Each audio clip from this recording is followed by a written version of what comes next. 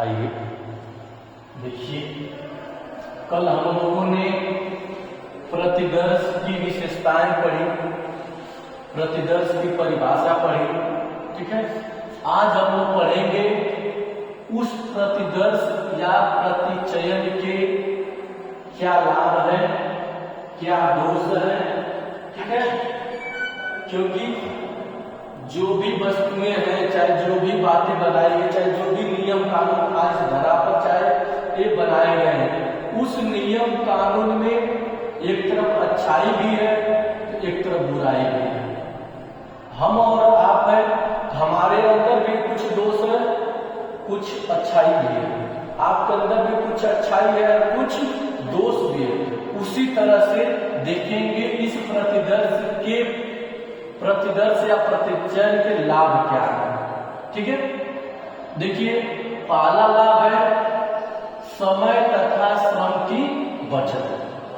देखिए इस संकल्प में समय और श्रम की दोनों बचत होती है। कैसे, उदाहरण ले लीजिए। ठीक है, क्या ले लीजिए, उदाहरण ले लीजिए। मान लीजिए कि कहीं समस्या आप पड़ी है। ठीक, जिस प्रकार से हमारे देश में, हमारे प्रदेश में छात्र रोड पर उतरते हैं शिक्षा के लिए, नौकरी के लिए, घोटाला के लिए, जब वो धरना प्रदर्शन करते हैं तो सरकार उतने लोगों को नहीं बुलाती है। सरकार कहती है कि उसमें से डेलीगेशन बन करके आए, तो हजारों छात्र अपनी बातों को रखने के लिए धरना स्थल पर बैठे रहते हैं, तो उसमें से कुछ बच्चों का चयन होता है। ठीक है, तो 5 लोग निकले तो समय की बचत होगा कि नहीं होगा। अगर सारे बच्चे जाएंगे किसी से बात करने के लिए तो बातें समझ पाएंगी नहीं। तो इसलिए इसमें समय की भी बचत है और श्रम की बचत है। दूसरी बात है धन की बचत। देखिए धन की भी बचत होती है। मान लीजिए वही बात बताए जो बता रहे थे, अगर सारे लोग जाएंगे एक जगह तो सबका किराया लगेगा, भाड़ा लगेगा, नहीं। तो धन की बीच में क्या होती है, बचत होती है।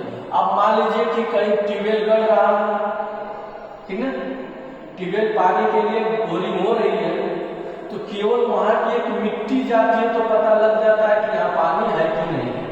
अगर वहीं पर पहले खोद कर देखा जाता है कि यहाँ पानी है कि नहीं, दुर्भाग्यवश नहीं वहां पानी रहे तो धन भी नुकसान हुआ, श्रम भी नुकसान हुआ, समय भी नुकसान हुआ। तो इसलिए इसमें प्रतिदर्श में समय की भी बचत, श्रम की भी बचत और धन की भी बचत। और इस प्रतिदर्श में गहन अध्ययन किए जाते हैं और जो खोज करता होता है उसके लिए क्या होती है, सुविधा होती है। क्या होती है, सुविधा होती है, व्यवहारिकता भी उसमें रहती है और परिणाम जो निकलते हैं, जो परिणाम बाहर आते हैं उसमें क्या होती है, शुद्धता भी होती है। फिर क्या, विश्वसनीयता। इसमें विश्वसनीयता भी बनी रहती है।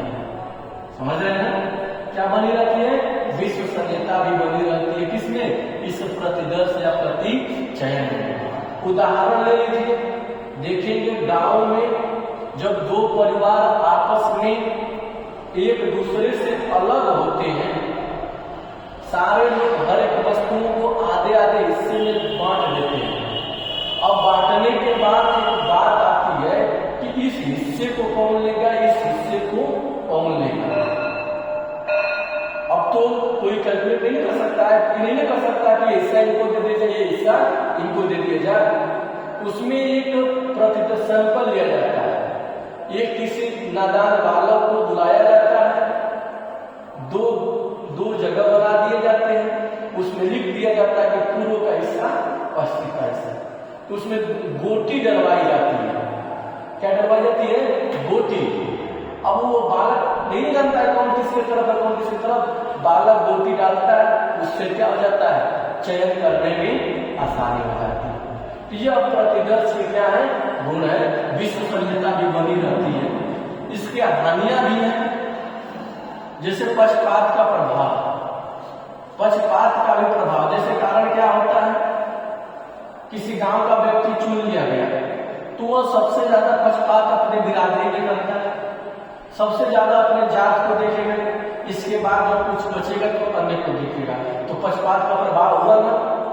जिस प्रकार देख लीजिए आज देश प्रदेश में सरकारें चल रही हैं, तो चाहे न्यायालयों में देख लीजिए, चाहे तहसीलों में देख लीजिए, चाहे थानों पर देख लीजिए, वहां पक्षपात होता है। किसकी संख्या सबसे ज्यादा वहां बैठी हुई है, तो आपको समझ में आ जाएगा कि प्रतिदर्श प्रतिचयन में दोष भी है। अगला है तकनीकी ज्ञान की आवश्यकता। देखिए इसमें तकनीकी ज्ञान की कमी होती है, इसलिए आवश्यकता है। निम्न विश्वसनीयता, विश्वसनीयता बहुत कम होती है। जितनी उच्च क्वालिटी की विश्वसनीयता चाहिए वो विश्वसनीयता मिल नहीं पाती है।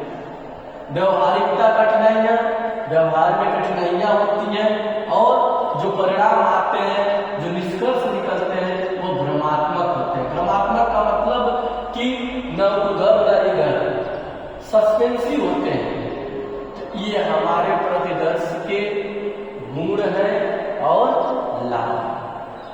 ठीक है, तो इस तरह से परीक्षा में आएगा प्यारे बच्चों, तो आप लिखने में कोताही नहीं करेंगे। ठीक है, धन्यवाद।